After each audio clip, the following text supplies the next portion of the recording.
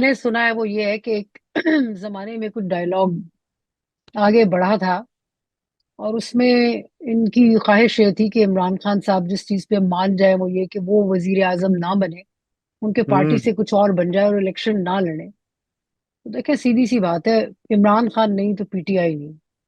सही बात है। और ना ही उनके इर्द गिर्द लोग मानते हैं। ये बिल्कुल वैसे है जैसे पीपल्स पार्टी में से आप भुट्टोज को निकाल दें तो कुछ बचेगा नहीं। तो पीटीआई से आप इमरान खान को निकाल दें तो बचेगा क्या? लोग मानेंगे नहीं। पहली बात तो ये है। तो दूसरा, सुना है कि खान साहब कहते थे कि भाई लिख के दो ये मुआहदा, जो भी करना है। तो जाहिर है वो तो अ, ना वो करेंगे करने वाले। बहुत सारी देखें चीजें इस मुल्क में इंडिकेट कर रही हैं कि हम एक जिसे कहते हैं ना कि कंबाइंड खुदकुशी की तरफ हम खुद जा रहे हैं। जो ट्रीटमेंट है पख्तूनों का, जो बलूचिस्तान में हो रहा है। लेकिन और आप और मैं या कोई और लोग बैठा हुआ देख रहा हो, वो कहते हैं कि यार कितनी बेअक्ली की बात कर रहे हैं, तो ये तो यूं कर लें तो बेहतर हो जाएगा।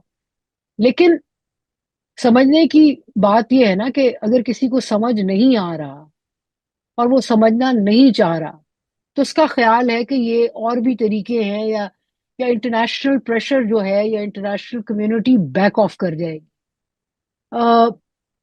आई मीन ये एक मसला है, इंटरनेशनल कम्युनिटी इससे बैक ऑफ करेगी नहीं। ठीक। ठीक, ये आई थिंक बहुत अहम बात है।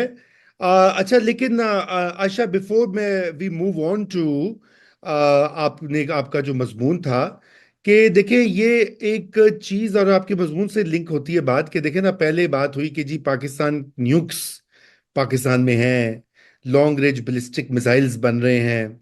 ये सैंक्शंस पहले भी लगाई, मेरे ख्याल सितंबर में लगी थी, पिछले साल भी लगी थी, ये अब तीसरी चौथी बारी काम हुआ।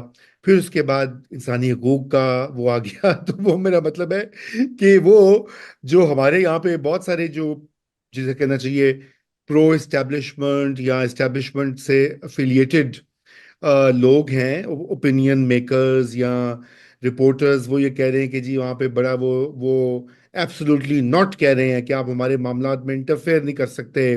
और आप कौन होते हैं गज़ा में? आपको शाम में, लबनान में, गज़ा में, ईरान में हम देख रहे हैं कि क्या हो रहा है, तबाही फिर रही है। और वहां पे आपको कोई इंसानी हकूक का ख्याल नहीं आया, लोगों की जिंदगियों का कोई ख्याल नहीं आया, आपको सिर्फ पाकिस्तानी याद आता है। और ये कि इसराइल जो कुछ कर रहा है, वो आप उसके ऊपर आंखों पे पट्टी लगाई हुई है, वो जितनी मजीद प्रोलिफरेशन करे। ये उनका व्यू है, मैं आपको बता रहा हूँ, आपने देखा भी नहीं होगा, आई नहीं एम नहीं, श्योर। आप देखे, मैं आपको तो आपकी बात काटती हूँ। देखे इसी इसी बात पे आए। देखे आपके कुछ बहुत बड़े बड़े सो कॉल्ड जो जर्नलिस्ट हैं, उन्होंने बड़ी ट्वीटें की हुई हैं कि जी यूके को शर्म नहीं आती, ये है वो है, कि खुद इनके यहाँ हुआ है। एक यूके में जो अभी रिसेंटली जब लेबर गवर्नमेंट आई थी और हंगामा मचा और उन्होंने कोर्ट्स बनाए, उसमें पाकिस्तान में बड़ा फर्क है। वो रेशल वायलेंस था, उसको रोकना बड़ा जरूरी था, नंबर एक। नंबर दो, सिविलियन कोर्ट्स थे। मतलब कि आपकी कैपेसिटी नहीं है ना, तो आपने फटाफट कोर्ट्स बनाए, विच मीन्स के court system, judicial system, judiciary hmm. Was an agreement with you. जजेस हम्म। सिविलियन जजेस लगे, फौजी नहीं। Civilian right. जजेस लगे और उन्होंने ओवरनाइट केस सुन के फैसले किए। हम्म। आपके यहाँ फौजी अदालतें हैं जो कि ट्रांसपेरेंट नहीं है। कोई भी अच्छा माशरा जिसमें थोड़ी सी भी गैरत हो, वो मिलिट्री कोर्ट्स और मिलिट्री ट्रायल्स को कंडोन या उसको उसकी सपोर्ट नहीं कर सकता। ये दो मुख्तलिफ हैं। यूके की के साथ मिसाल करना तो बिल्कुल एप्पल एंड ऑरेंजेस से भी बदतर काम है। दूसरी बात यह है कि देखें हमारे यहाँ बंदा कहता है पाकिस्तानी भोले लोग हैं, कोई थोड़ी सी इंटरनेशनल रिलेशंस की थ्योरी पढ़ लेना, आपके बड़े बड़े कमेंटेटर, तो शायद इनका भला हो जाए। देखिए पाकिस्तान इसराइल नहीं है। हम्म। पाकिस्तान वेस्ट के लिए, यूएस के लिए, यूके के लिए, यूरोपियन यूनियन के लिए इसराइल की सिक्योरिटी इज पैरामाउंट। ठीक है। उस पे गजा हो, फलस्तीन हो, सीरिया हो, ये कोई मसाइल उनके लिए जो है वो इम्पोर्टेंट नहीं है। वो हम्म। एक उनकी उनका एक मॉरल जो डीप साइड है वो ये है।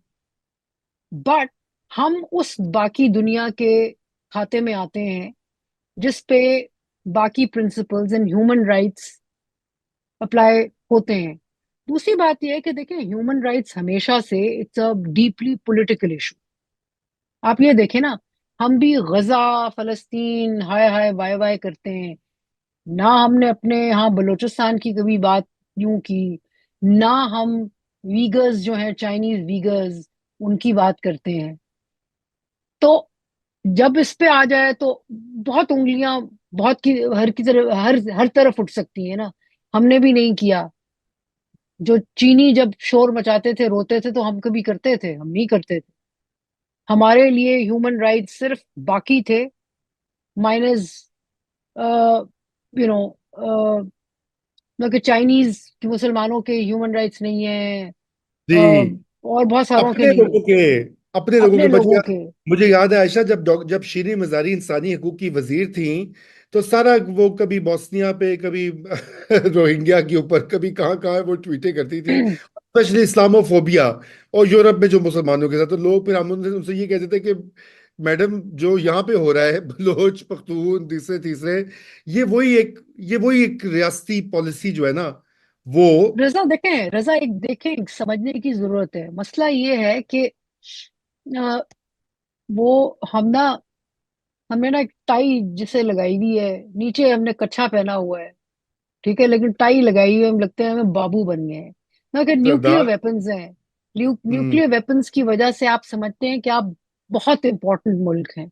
बात यह है कि you are a middle size country, ना middle size power, because of your nuclear weapons. आपके जो मसाइल हैं वो दुनिया उसको कॉन्स्टेंटली आप भीख मांग रहे होते हैं सारी दुनिया से। कॉन्स्टेंटली आपके यहाँ प्रॉब्लम्स और हैं। लोग उन प्रॉब्लम्स को लोगों से लेके आप खाते हैं। मतलब कि आपका इस वक्त 97% आपकी रेवेन्यू जो है वो इंटरेस्ट पेमेंट पे जा रही है। मतलब जिसका मतलब ये है कि आपका बाकी का सारा खर्चा, आपका इतनी बड़ी फौज का दिफाई बजट भी कर्जों पे चल रहा है, उधारे पैसों पे। आप हम्म। खुद सोचे ना।